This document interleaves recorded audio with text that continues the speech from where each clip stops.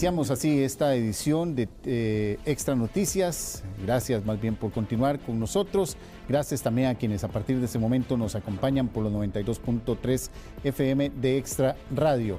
Vamos a conocer nuestros titulares. Exministro Luis Amador insiste en que el presidente Rodrigo Chávez conocía todo lo que ocurría con el decreto de emergencia con el cual se arregló la pista del aeropuerto de Liberia. Expertos vigilan 4 sistemas tropicales en el Atlántico con 30% de probabilidades de convertirse en ciclón. Esta noche la onda tropical 29 atravesará el territorio nacional. Posiciones divididas entre diputados de hacendarios sobre modificar o no los 3.000 millones de colones destinados por Hacienda para un eventual referéndum. Director del Cuerpo de Bomberos, Héctor Chávez, solicitó una medida cautelar luego de que la Contraloría ordenara retenerle su salario por 8 días por presuntas irregularidades en su gestión. Colegio de Médicos y Cirujanos suspende prueba de conocimientos médicos debido a la mala conectividad de Internet. 579 postulantes no podrán incorporarse este año. Inició audiencia de medidas cautelares contra sospechosos de estafa en Cope Servidores. Un último sospechoso se entregó anoche.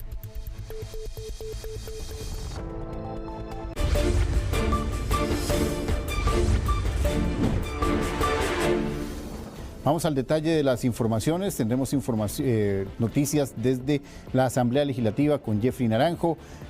También tendremos información con Alberto Cuadra y con nuestro compañero Kenneth Rojas. Vamos a iniciar precisamente con Kenneth porque hoy el exministro de Obras Públicas y Transportes, Luis Amador, insistió que el presidente Rodrigo Chávez conocía todo lo que ocurría con el decreto de emergencia con el cual se arregló la pista del aeropuerto de Liberia, contrato por el cual la Fiscalía lo indagó esta mañana. Kenneth nos trae todos los detalles.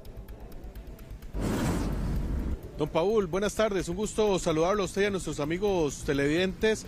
Contrato que, dicho sea de paso, fue el que generó el despido del ahora exministro de Obras Públicas y Transportes, Luis Amador Jiménez, esto en marzo anterior con la decisión que en su momento tomó el presidente Rodrigo Chávez y que ahora lo tiene en medio de la polémica judicial, ya que la Fiscalía Anticorrupción y de Probidad lo está investigando por el presunto delito de falsedad ideológica, eso por una investigación que ya el Ministerio Público había comenzado desde enero de este año y que luego también se sumó lo que fue la denuncia penal que presentó el mandatario Chávez, que en su momento alegó que este contrato por 40 millones de dólares, estamos hablando casi 22.000 millones de colones para arreglar la pista de aterrizaje del Aeropuerto Internacional Daniel Oduber en Liberia, se dio a la empresa MECO por ese monto, pero que otra compañía constructora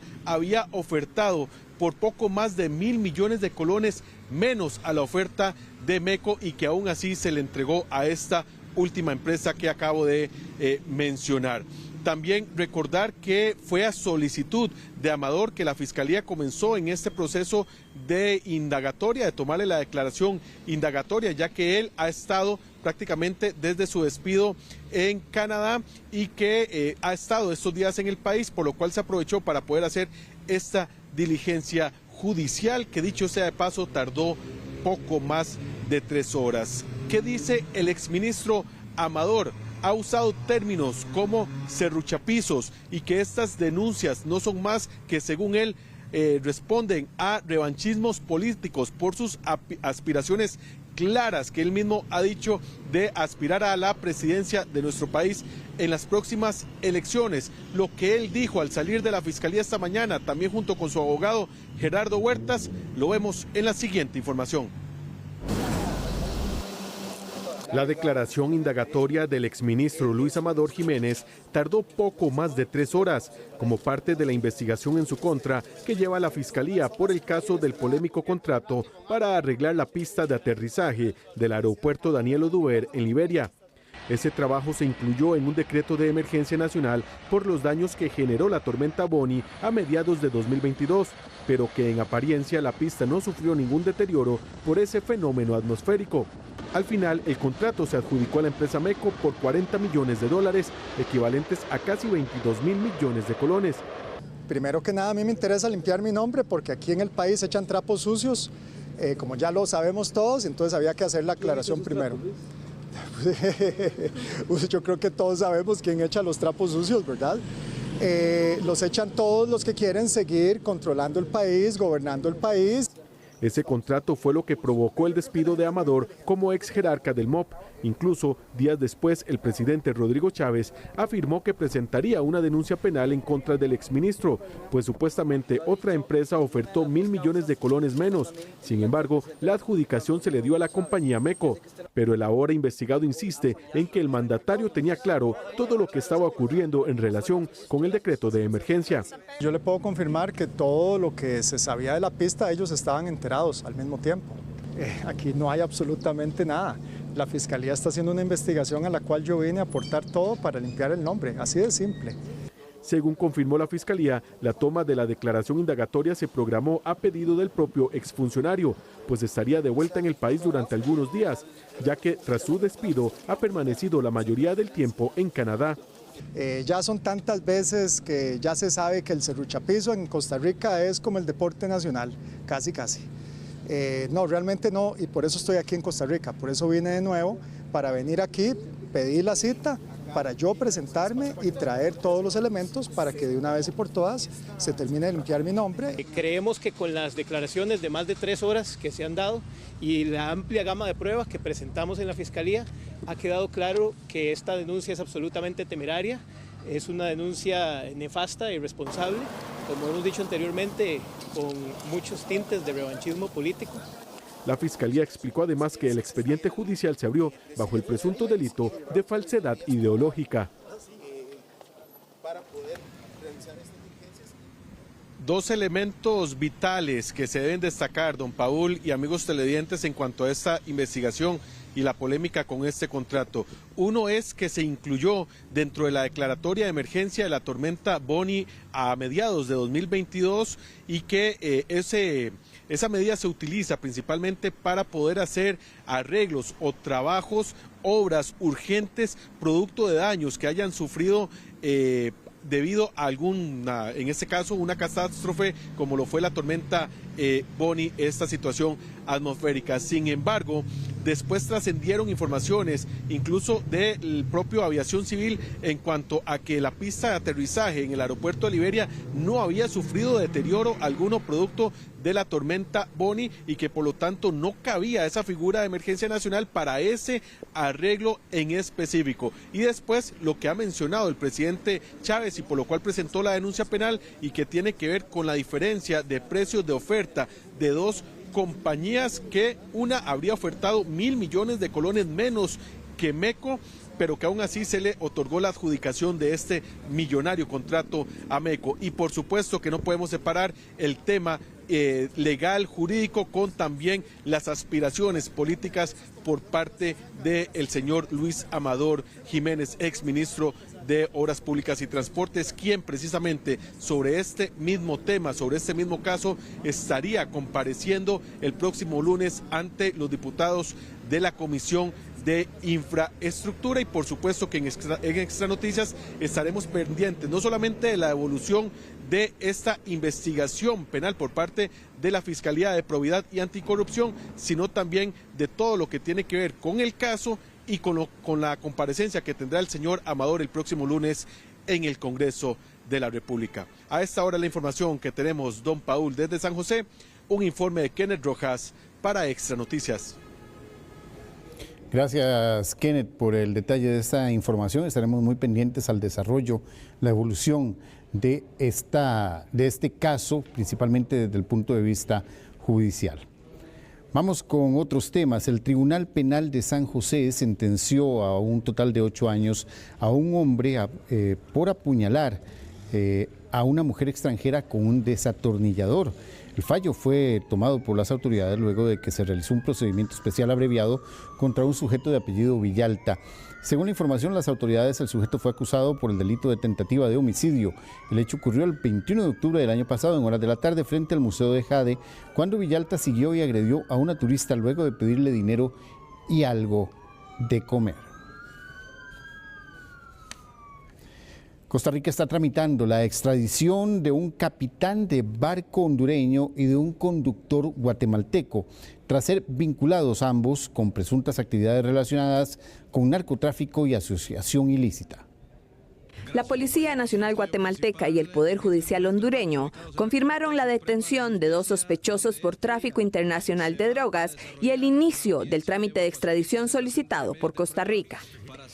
En el caso del hondureño de apellido González y de 43 años, quien es capitán de barco, la solicitud se aprobó el fin de semana anterior. Esto tras una audiencia en la cual el sospechoso se allanó a la petición presentada por Costa Rica.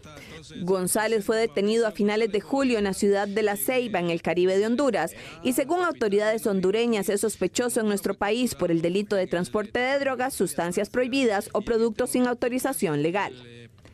Se convertiría en el tercer hondureño solicitado en extradición por Costa Rica. En febrero de este año, el hondureño Miguel Alfredo Erazo fue extraditado hasta nuestro país.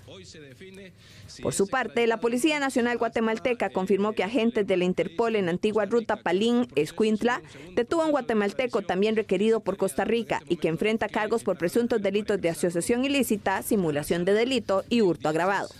Las autoridades costarricenses están realizando todas las gestiones necesarias para que ambos sujetos sean trasladados a Costa Rica en los próximos días, donde enfrentarán los cargos que se les imputan.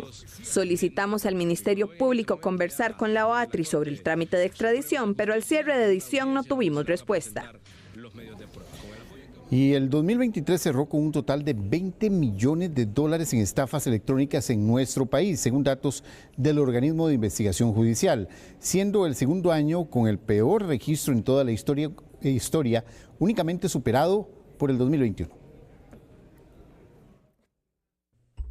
Costa Rica enfrentó uno de los peores años en la historia en cuanto a estafas electrónicas. Solo durante el año 2023, el reporte del organismo de investigación judicial fue de $20 millones. El segundo peor año superado por el 2021, que fue poco más de 27 millones. Sumado a la inteligencia artificial que hoy está de moda, sumado a la virtualidad, sumado a que hoy en día todo se hace con el teléfono, hasta los pagos inclusive, y sumado también a una ingeniería social que hacen estos estafadores digitales de previo a la estafa en contra de sus víctimas, pues hacen creer a las víctimas que realmente se trata de páginas verdaderas, de personas verdaderas, de situaciones verdaderas, de contextos verdaderos. Para la Asociación Bancaria Costarricense, otro aspecto que es necesario señalar son los fraudes dirigidos. Empresarios que no son cautos, que delegan sus responsabilidades de firma digital, bingo card o clave dinámica. ¿Qué es esto? La posibilidad para entrar a la plataforma, se la delega a un tercero, ese tercero no es cauto, lo llaman haciéndose pasar por el jefe y le dicen, mira, hacer tal transferencia, mandarle tanta plata a tal persona. Entonces, la persona, el empleado, acatando la disposición del jefe, lo hace, pero resulta que no es el jefe. Algunos consejos sobre lo que debe hacer si cree que ya fue víctima de una estafa son los siguientes. Ponerse en contacto con la entidad financiera, avisar que fue víctima de estafa o que recibió un link sospechoso o algún mensaje extraño y presentar la denuncia ante el OIJ. Es muy importante que la denuncia se presente para que se inicie una investigación y asimismo la pueda aportar a la entidad financiera para solicitar el bloqueo de sus cuentas, la reposición de tarjetas o lo que corresponda. Otro aspecto que recalcan los expertos es que los ciberdelincuentes ahora seleccionan muy bien a sus víctimas para, en determinado momento, vender u ofrecer un negocio previo estudio de su capacidad adquisitiva.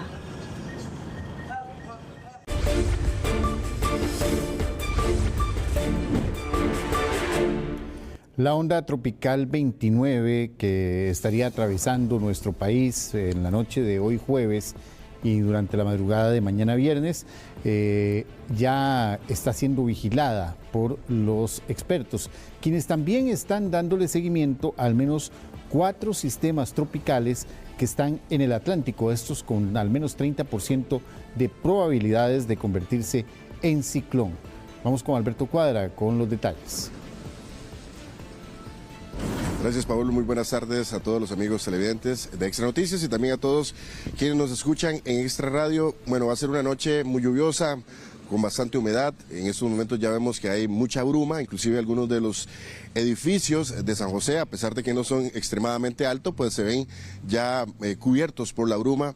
Un sistema que en estos momentos se encuentra exactamente pasando por encima de Centroamérica, que su influencia ya se está viendo en nuestro país y que según el Instituto Meteorológico Nacional, en el último aviso meteorológico que ha presentado por parte de la oficina de prensa de ellos, pues indica que pues esperan algunos montos entre 40 hasta 100 milímetros en algunos sectores de nuestro país. En estos momentos los aguaceros más fuertes que se han presentado son o están más bien ubicados en el sector de Sarapiquí, también en el sector de la zona norte y también en algunas zonas del Pacífico Norte. En estos momentos se están presentando fuertes aguaceros. Así que bueno, lo más importante es que si usted vive en una zona de alto riesgo, es mejor que se informe, que esté muy pendiente de la situación, digamos, del río o el riesgo también, sobre todo de los ríos que están muy cerca y también si existe la posibilidad de algún deslizamiento, obviamente estar pendiente, informado y sobre todo también pues lo que podría hacer mantenerse en un lugar más seguro. Veamos la siguiente información porque también hay otros fenómenos que podrían afectar indirectamente a nuestro país y que se encuentran en estos momentos en el Caribe. Estamos hablando de un tren de ondas tropicales que en estos momentos también está siendo monitoreado por el Centro de Huracanes de Estados Unidos y que en estos momentos pues tienen una probabilidad baja, sin embargo esto podría aumentar en los próximos días. Recordemos que actualmente más bien la temporada de huracanes está, como podemos decir popularmente, debiendo la cantidad de este tipo de fenómenos debido a algunas características importantes que se están presentando actualmente en el clima de nuestro hemisferio. Pero vamos a la siguiente información donde resumimos un poco las condiciones del tiempo de las próximas horas y también esta situación, este fenómeno de este tren de ondas tropicales que están en estos momentos sobre el Caribe. El Instituto Meteorológico Nacional advierte que en las próximas horas se presentarán fuertes lluvias. Durante la noche de este jueves, la onda tropical 29 estará ingresando al país reforzando la actividad lluviosa. Para la madrugada de mañana se espera poca nubosidad a nubosidad parcial en la mayoría del territorio nacional, con posibles lluvias aisladas en sectores costeros, en alrededores del Golfo de Nicoya y en el noreste del Pacífico Central. Para la tarde se espera que la mayoría del territorio nacional presente aguaceros dispersos con posibilidad de tormenta eléctrica. Los expertos vigilan 4 ondas tropicales en el Caribe, aunque por el momento tienen baja probabilidad de desarrollo ciclónico, a pesar de que la temporada de huracanes ya entró en su fase más activa. Varios factores, algunos inusuales, están impidiendo la formación de tormentas. Según el Centro Nacional de Huracanes, las 4 ondas tropicales tienen entre un 30 a un 10% de probabilidades de convertirse en ciclones tropicales. Este viernes la zona de convergencia intertropical se va a mantener activa sobre el territorio nacional. Además, tras el paso de la onda tropical número 29 el jueves, se mantienen condiciones inestables en la atmósfera, lo cual estaría generando un ambiente propicio para las precipitaciones, especialmente durante el periodo de la tarde. El Instituto Meteorológico advierte que las consecuencias por las lluvias adicionales podrían generar posibles deslizamientos e inundaciones. Aconsejan estar pendientes de la actividad lluviosa, sobre todo en zonas de vulnerabilidad. Bueno, estando informados, sobre todo muy pendientes, y ustedes ven en vivo en estos momentos la imagen en Extra Noticias del edificio del Banco Nacional, que durante muchos años fue el más alto de nuestro país, como pues en estos momentos...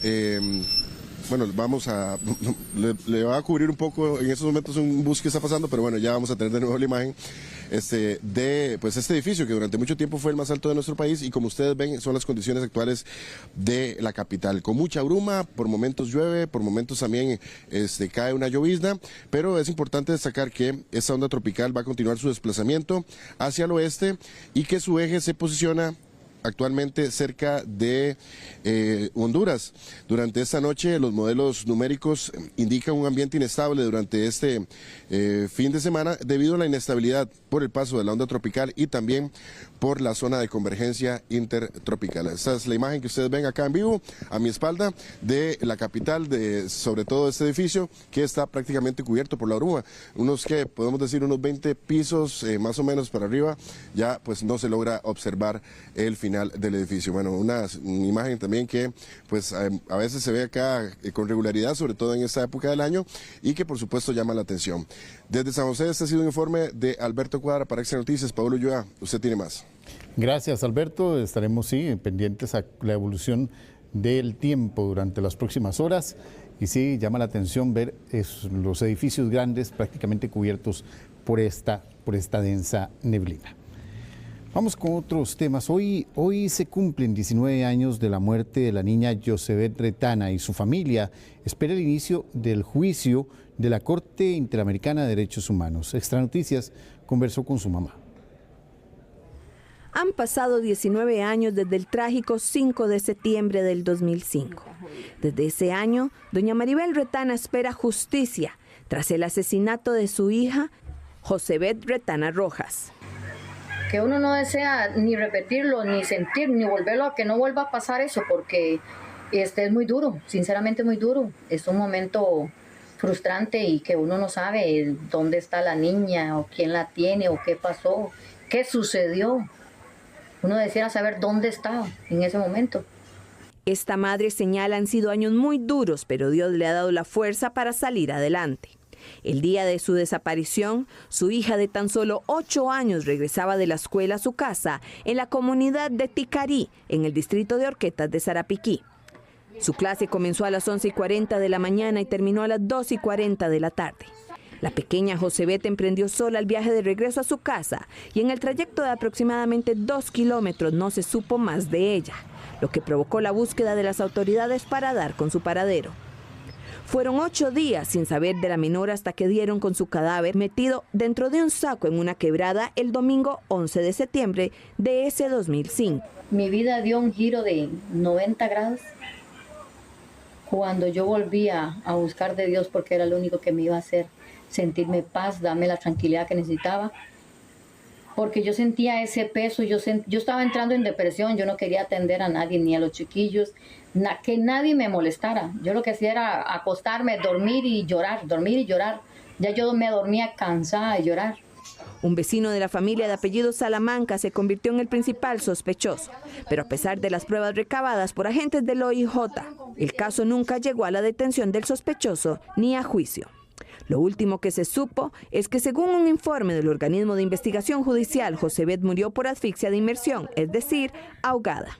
Nosotros sostenemos que no puede ser que el Estado costarricense haya archivado este caso, pese a que en la investigación realizada por el órgano profesional que hay en Costa Rica en la investigación, como lo es el IJ, habían ya dos informes con suficiente prueba que señalaban a un vecino de apellido Salamanca como el responsable del homicidio.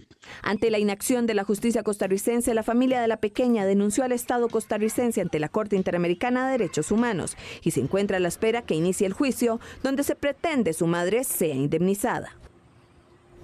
Y hoy también se cumplen 12 años desde que el país afrontó su segundo terremoto más fuerte en la historia, el terremoto de Nicoya. Y por eso los guanacastecos recuerdan cómo vivieron ese tremendo sismo.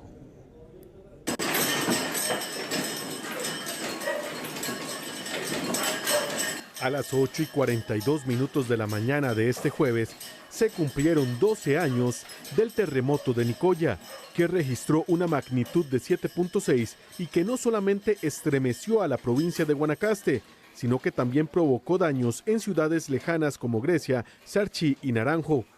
Aunque afortunadamente no se registraron personas fallecidas, ese día quedó marcado en la memoria de los guanacastecos, pues una mañana muy soleada terminó con una emergencia. Yo andaba vendiendo aquí en Santa Cruz y cuando de repente sentí el temblor muy grande y la carreta casi se me cae, pero la mujer me iba bien en Nicoya y yo andaba vendiendo aquí en Santa Cruz. Cuando de un momento a otro se vino ese terremoto. Muy fatal, ¿verdad? Todo el mundo con miedo, en la casa con miedo. Tenía una moto en la calle que casi se cae por los movimientos. Veía cómo se movían los objetos, árboles, casa, los muebles en la casa se cayeron. El mismo día del terremoto se sintieron 7 réplicas fuertísimas que superaron los 5 grados. En total, el movimiento significó 1.500 réplicas. Hace 12 años yo me encontraba en el Liceo Villarreal. Fue algo horrible lo que fue el terremoto del 2012. Y estaba ahí cuando muchos estudiantes gritaban, saltaban, compañeros, se descompusieron algunos estudiantes, profesores. Yo sentí un menión bastante fuerte, pero yo creí que era pasajero. Después en el momento se vino más duro y yo al no ver, yo soy no vidente, la muchacha que me daba el desayuno me agarró, me sostuvo porque yo me puse todo nervioso ese día. Por eso, esta fecha nunca se olvidará en la provincia guanacasteca, ya que el terremoto de Nicoya se registra hasta ahora como el segundo más fuerte en la historia de nuestro país, solo superado por el de Limón en 1991. Recuerdo que yo venía llegando a mi trabajito aquí en este puente.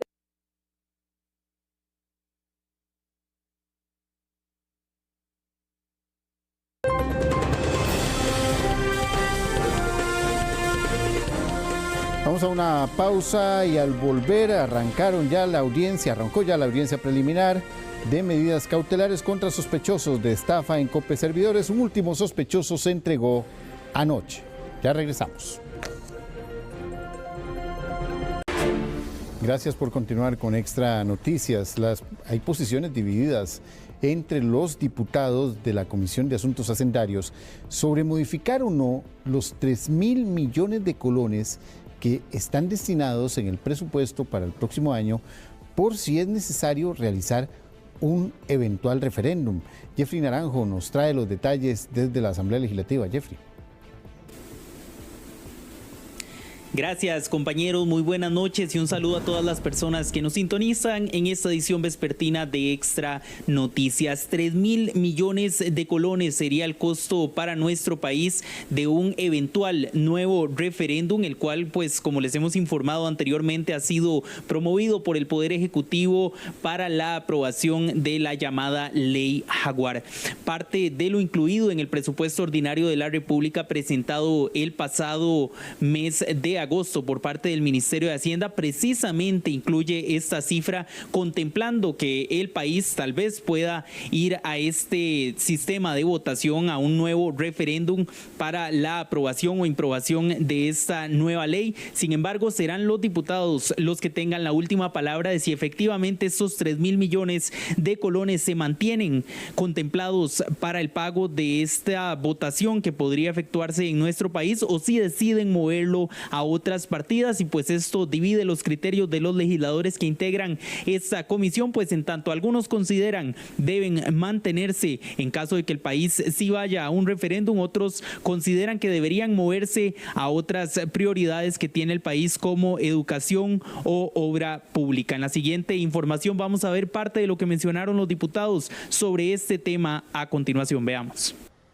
El dinero presupuestado por el Ministerio de Hacienda para la funcionalidad de los 18 ministerios del país durante 2025 contempla 3.000 millones de colones para financiar un eventual referéndum en Costa Rica. Esto mantiene posiciones distintas entre los diputados de la Comisión de Asuntos Hacendarios sobre si se debe o no proceder con conservar estos fondos o destinarlos a otros sectores. Vienen 3.000 millones casi. 3.000 millones de colones para un eventual referendo, divididos en dos partes. Aproximadamente 1.000 millones de colones para la contratación de más gente por parte del Tribunal Supremo de Elecciones en el caso de que tuviese que abordar la realización de un referendo, y otros 2.000 millones de colones de todos los gastos que implica la realización de una votación a nivel nacional con los niveles de seguridad que requiere una votación de esta naturaleza. Lo cierto es que desde el Frente Amplio siempre hemos defendido la figura del referendo. Pero en este país también hay que priorizar. Y si el referendo que se pretende es el de ese jaguar maltrecho, que se ha demostrado que más que ley jaguar es una ley que busca abrir las puertas al chorizo, sin lugar a dudas, esos 3.000 millones de colones harían mucho bien si se invierten en materia de educación o en inversión social. Mire, a mí me parece que el Tribunal Supremo de Elecciones tiene la obligación de financiar el referéndum si pasa todos los filtros. Si la Sala Cuarta dice estamos ok, si el tribunal dice que estamos ok, es responsabilidad del tribunal financiar eso. Es decir, a mí me hace mucha gracia que cuando es pedirle la voz al pueblo y pedirle la opinión al pueblo, todo el mundo pone problemas, que es carísimo. Pero cuando hacen una prueba, por ejemplo, para la votación electrónica, ahora en las municipales, que costó miles de millones, nadie dijo nada. El Ministerio de Hacienda nos dijo que presupuestaron ellos cerca de 1.500 millones para un posible referéndum, aunque el tribunal dice que ellos lo que ocupan son 3.000 millones de colones para el referéndum.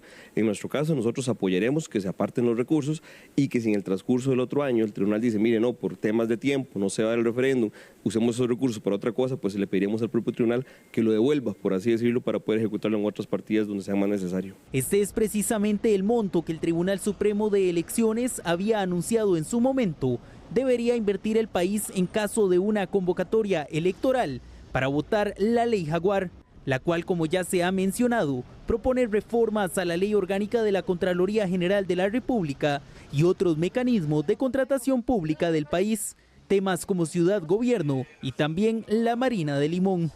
Actualmente la segunda versión de la Ley Jaguar se encuentra en manos de los magistrados de la Sala Constitucional, quienes en los próximos días deberán emitir criterio sobre si este proyecto del Poder Ejecutivo presenta roces de inconstitucionalidad.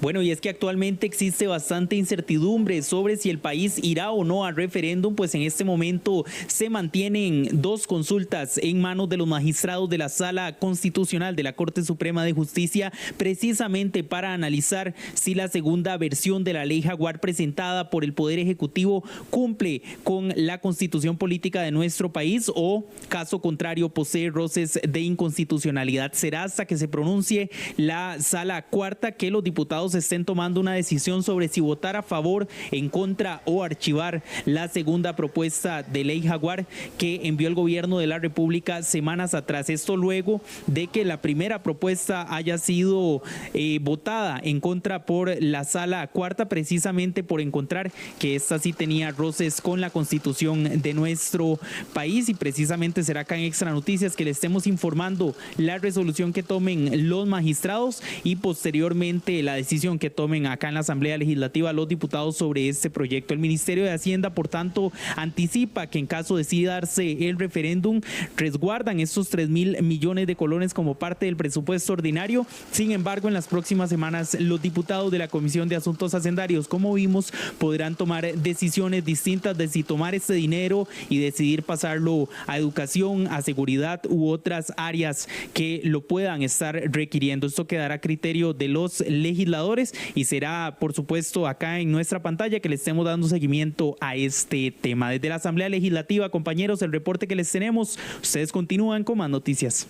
Gracias a nuestro compañero Jeffrey Naranjo con el detalle de esta información. Hoy, esta tarde, inició ya la audiencia preliminar de medidas cautelares contra 11 sospechosos de las estafas a COPE Servidores. Y hablamos de 11 sospechosos porque durante la noche del miércoles y la madrugada de hoy se entregó el 11º sospechoso. 11 personas iniciaron el proceso de audiencia para el establecimiento de medidas cautelares contra los detenidos este miércoles por el caso de COPE Servidores. La audiencia dio comienzo esta tarde en el Segundo Circuito Judicial de San José. Hubo algunos temas de coordinación que siempre son normales, pero entiendo que el juzgado penal, para garantizar el principio de libertad, como corresponde en estos casos, y definir la situación jurídica de las personas. Según el Poder Judicial, de los 11 imputados, 10 fueron detenidos el día de ayer en diversos puntos del país. Fuentes cercanas a Extra Noticias revelaron que una persona se entregó la noche de ayer. 22 abogados participan del proceso de defensa de los imputados y, según informaron, se espera la audiencia de medidas cautelares se extienda hasta el fin de semana. Tanto de parte de la Fiscalía como de parte del personal administrativo de los circuitos judiciales y en especial de entonces hemos tenido plena comunicación. Consultamos al OIJ y a la Fiscalía la identidad y el nexo de la persona que supuestamente se entregó el día de ayer, pero al cierre de edición se nos informó que se estaba a la espera de la información por parte del juzgado. Y San José se estaría quedando sin un lugar donde se puedan procesar los desechos de todo el Cantón Central. El relleno del Guaso en Desamparados tenía una vida útil de 11 años, pero reportes del Ministerio de Salud indican que ya se redujo en 3 años. El manejo de desechos sólidos es un problema real que afecta a la capital, pero la población toma consideraciones ante esto. Nosotros separábamos todos los residuos, lo implementamos también en mi trabajo y en el condominio donde vivo. Sí, algunas cosas sí reciclo, por ejemplo botellas y más que todas las botellas. Lo dividimos todo, lo de que es plástico, lo que es todo lo que es diferente. En clases y pasan cada 15 días en la Municipalidad de Santo Domingo. En febrero se indicó que la vida útil del relleno del Guaso era de 11 años, sin embargo el panorama tuvo un cambio, ya que un análisis del Ministerio de Salud indica que se redujo a 3 años, mientras que el de la Carpio a 5 meses y medio, por lo que ahora se debe correr a buscar mejoras ante el delicado tema. El último análisis que hizo Corte ahora en agosto me viene a decir que Acerrit, que era uno que habíamos visto en abril que tenía 11 años de vida útil, ahora tiene 3.5 años, porque pasó de 1.500, 1.800, 2.100 a un promedio entre 2.500 y 2.800 toneladas por día. Según expertos, la legislación que tutela estas mejoras es lo que tiene al país en este caos. Nos exponemos a generación de muchos botaderos de basura clandestinos con los efectos consecuentes respecto al clima, efectos respecto a contaminación con mantos acuíferos, con lixiviados, nos exponemos a mayores contaminaciones de malos olores, etc. Desde la Comisión de Ambiente de la Asamblea Legislativa buscan opciones para agilizar los procesos. Hago un llamado al Ministerio de Salud para que pueda al menos establecer mínimo 2 alternativas de dónde disponer los residuos sólidos y a los gobiernos locales de que colaboren con el Ministerio de Salud con los permisos que corresponden. Por su parte, desde el Consejo Municipal de San José estarían adelantando propuestas. La fracción municipal Progreso Social Democrático propuso la herramienta de la moción, que es la activación de los comités cantonales de coordinación interinstitucional como una medida para mejorar la coordinación y gestión de acciones interinstitucionales, como este tema que nos compete. El botadero del Guaso pasó de recibir 1.5 toneladas a casi 2.8 toneladas diarias de basura. Con el botadero de la Carpio, a pesar de que la empresa administradora de este relleno utiliza un mecanismo de coprocesamiento para extender el tiempo, en actualidad a este botadero entran entre 600 y 700 toneladas diarias de residuos. Con este mecanismo la cantidad de residuos depositados llega a 500 toneladas al día. Y el director del Cuerpo de Bomberos, Héctor Chávez, solicitó una medida cautelar luego de que la Contraloría General de la República ordenara retenerle su salario por 8 días por presuntas irregularidades en su gestión.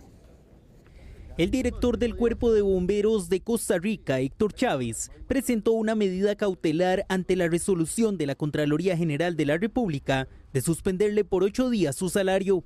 Esto luego de que el ente contralor resolviera emitir una medida disciplinaria contra el director por presuntas omisiones realizadas 9 años atrás a la hora de seleccionar la compra del terreno para la actual estación Metropolitana Sur. Sin embargo, desde el aspecto legal, esta medida cautelar podría frenar la sanción de la Contraloría. En este caso, la Contraloría fue creada por la Constitución Política y el Cuerpo de Bomberos está adscrito al Instituto Nacional de Seguros, que también es una institución autónoma. De modo de que el Tribunal Contencioso, por tratarse de un funcionario público y de 2 instituciones públicas, es completamente competente. Sin embargo, según Huertas, esta medida cautelar es provisional. La Contraloría ya sancionó. Ya el acto administrativo está en firme. Es decir, a nivel de Contraloría no hay nada más que hacer. El funcionario acude al Tribunal Contencioso y pide que se suspendan los hechos por medio de una medida cautelar. El juez contencioso puede valorarla ese mismo día o el día después y verificar si existe fundamento suficiente para ordenarle a la Contraloría que no ejecute esa sanción, es decir, que suspendan los efectos. Por su parte, el Cuerpo de Bomberos emitió un comunicado respondiendo. Es importante aclarar que la sanción solicitada por la Contraloría General de la República basa en la omisión de un documento que permitía mostrar por qué no se recomendaba la compra del terreno ubicado en las inmediaciones de las estaciones autobuseras de Punta Arenas. La medida sancionatoria fue emitida por la División de Fiscalización Operativa y Evaluativa de la Contraloría General de la República. Ahora resta esperar la resolución del Tribunal Contencioso para conocer si efectivamente el máximo representante del Cuerpo de Bomberos de Costa Rica será sancionado por decisiones tomadas años atrás. Y el Colegio de Médicos y Cirujanos suspendió la prueba de conocimientos médicos debido a la mala conectividad de Internet, lo que generó una afectación a 579 postulantes que esperaban incorporarse este año. Daniel, Catherine y Marco son 3 médicos generales que se vieron afectados por la suspensión de la prueba de conocimientos médicos de Costa Rica, mejor conocida como ECOM, por fallos en la conectividad del Internet en el Colegio de Médicos y Cirujanos. Desde un inicio se presentaron problemas con la conexión, habían personas que no podían ingresar a la plataforma ni siquiera, había otros que no lograban avanzar las preguntas, había otros que pues las imágenes de referencia para resolver los casos pues no nos cargaban. Esto permaneció como una constante durante aproximadamente 1 hora y 30 minutos, donde había que salir y regresar varias veces a la aplicación y pues al revisar algunos se daban cuenta que varias preguntas que ya habían respondido pues la respuesta había cambiado, entonces tenían que estar vigilando eso. El 98% de los postulantes no teníamos acceso a internet y no podíamos acceder a las preguntas, no podíamos hacerlo. Más de un año esperando esta prueba y ahorita no pueden ejercer y que el colegio salga con esto. Ahorita en el reglamento no hay nada estipulado para que me tengan que volver a hacer otra convocatoria a mí. 579 postulantes esperaban realizar esta prueba para poder incorporarse e ingresar al mercado laboral.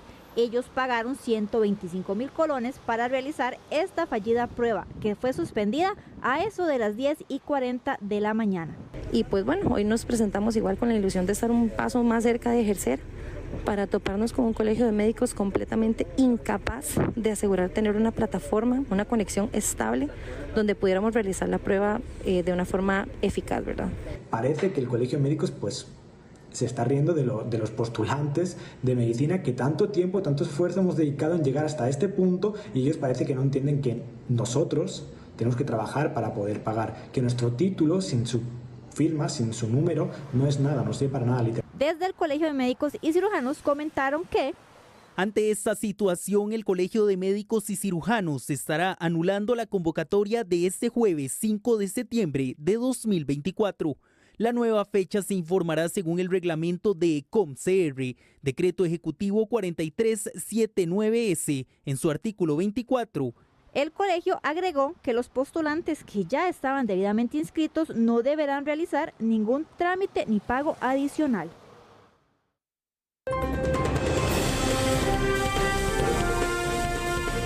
Vamos a una pausa y al regresar el desempleo bajó casi un 2% entre abril y junio anterior, según el INEC. Ya regresamos. 6:49, gracias por continuar con Extra Noticias. Entre abril y junio anterior, el desempleo bajó casi un 2% en comparación con el índice que se registró en el primer semestre del año anterior. Esto según la encuesta continua de empleo del INEC. La tasa de desempleo del país experimentó una baja de casi el 2% durante el segundo semestre de este año, pues en ese nuevo periodo se colocó en 7.8%, según la nueva encuesta continua de empleo que trimestralmente elabora el Instituto Nacional de Estadística y Censos, el INEC. Al ver las cifras por género, el desempleo golpeó más a las mujeres entre abril y junio anterior, con 8.6% sin trabajo, porcentaje que baja a 7.3% en el caso de los hombres. Muestran que la población desocupada fue de 186.000 personas y la tasa de desempleo se ubicó en 7,8%, siendo significativamente inferior al 9,6% que se presentó en el mismo trimestre del año anterior. Si se observa este indicador por sexo, mientras que para los hombres la tasa de desempleo fue de 7,3% y no muestra cambio significativo, para el caso de las mujeres este indicador se ubicó en 8,6%. disminuyendo cerca de 3,8 puntos porcentuales de manera interanual. En cuanto a la tasa neta de participación laboral, el índice se ubicó en ese trimestre en casi 57%, equivalente a 2.19 millones de personas, que baja al 45% para las mujeres y 63.5% en los hombres. La tasa de ocupación nacional se situó en 52,2% de la población en edad de trabajar y se mantiene sin variación respecto al mismo periodo del año anterior. Si se ve este indicador según las regiones de planificación de Costa Rica, se denota que los mayores niveles de ocupación se dan en la región central, en donde alcanzó el 54,4%, y en la región Huetar Caribe con un 51%. No obstante, la tasa de ocupación más baja se presenta en la región Brunca, con 44,2%. Entre abril y junio de este año, el porcentaje de subempleo fue de 3.7% y la fuerza de trabajo total del país la conforman 2.38 millones de personas. Y el Ministerio de Hacienda prevé un tipo de cambio del dólar por debajo de los 517 colones con 93 céntimos para el 2025. Esto con lo que las instituciones públicas deben planificar su presupuesto. Ese es el tipo de cambio con el que se está planificando el presupuesto. Pero ¿qué pasaría ante un eventual caso si el tipo de cambio se dispara? Bueno, algunos economistas no tienen su opinión. El Ministerio de Hacienda realizó con las proyecciones del Banco Central de Costa Rica el presupuesto del 2025 con un tipo de cambio de 517.93. Pero ¿qué pasaría si eventualmente se disparara el tipo de cambio? Las empresas y las familias creo que es conveniente que sus presupuestos puedan ser proyectados tanto con una posible reducción como aumento del tipo de cambio alrededor del mismo número, 3%, y bajo esto poder tener una idea de qué podría estar ocurriendo con respecto a sus ingresos y sus gastos. Otro aspecto que se podría tomar en cuenta en un caso hipotético es un reflejo en las mejoras de la recaudación fiscal. La recaudación por concepto de impuestos sobre la renta y también probablemente por concepto de recaudación del impuesto al valor agregado. Para los expertos, las necesidades de financiamiento del gobierno se reducirían con un eventual caso en el que el dólar suba. Sin embargo, las proyecciones no señalan que vaya a suceder de manera muy drástica. Y la Policía Municipal de Escazú mostró un video en el cual se ve el momento en el que un motociclista falleció el pasado martes y acción en la que se vinculaba a los oficiales de esta policía con el accidente.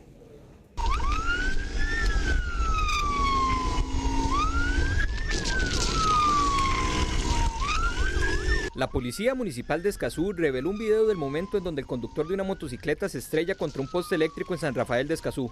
La intención de divulgar el video fue descartar las versiones que aseguran que un oficial motorizado causó el mortal incidente.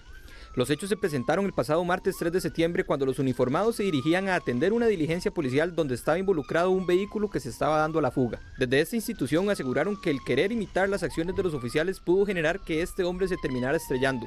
La Cruz Roja informó que la víctima tenía entre 25 y 30 años y el OIJ se hizo cargo de la investigación. A la hora de la llegada de la ambulancia de soporte avanzado de vida se constata que hay un único paciente, un hombre adulto que a nuestro arribo se encuentra sin signos vitales. El mismo no se encuentra prensado ni atrapado y la escena queda a la orden de las autoridades policiales. La Policía Municipal de Escazú liberó el video una vez que el proceso judicial lo permitió, ya que primero debían entregar la información al OIJ. Además, lamentaron la muerte del motociclista, quien era repartidor de comida rápida. Con esta información ponemos punto final a esta edición de Extra Noticias. Muchísimas gracias por su compañía. Recuerde que los esperamos a partir de las 9 de la noche en nuestra edición de Nocturna con mi compañera Karina Garay. Gracias también a quienes nos acompañaron por los 92.3 FM de Extra Radio. Y ahora sí, los dejamos con nuestros compañeros de deportes, con tiempo extra, que hoy bien extendido. Vamos a analizar lo que está pasando con la selección nacional, Pedro, porque no parece tan fácil Guadalupe, ¿verdad? ¿Cómo está, don Paul? Buenas noches para usted y para todas las personas que se han informado con la edición de Extra Noticias. Sí, la verdad es que ha sido un partido parejo. La selección está empatando 0-0 con Guadalupe en su debut en la Liga de Naciones de la CONCACAF. Ha intentado tener el protagonismo, ha tenido mayor posesión, pero no ha estado fino en la última jugada y de momento es un empate 0-0 que por supuesto es decepcionante. Si antes decíamos que esperábamos una selección que ganara, que gustara y que goleara, don Paul. De momento todavía mucho por mejorar para la Sele en el segundo tiempo. Se han votado muchas, no se han aprovechado muchas jugadas, por lo que estoy aquí leyendo y viendo entre los compañeros. Sí, ya vamos a estar analizándolo porque tuvo la más clara Alonso Martínez luego de una muy buena jugada colectiva de la selección nacional. Su remate se fue ligeramente desviado. Ha estado muy activo Joel Campbell, también Yosimar Alcócer, pero de momento no logramos romper la paridad de un ordenado equipo de Guadalupe que además tiene lo suyo. Se ha sumado al ataque un par de ocasiones con peligro, así que también habrá que estar atentos, pero reitero, de momento todavía mucho, don Paul, por mejorar para la selección en los segundos 45 minutos. Perfecto, Pedro, los dejo para que continúen con toda la información. Gracias, don Paul. Estamos ya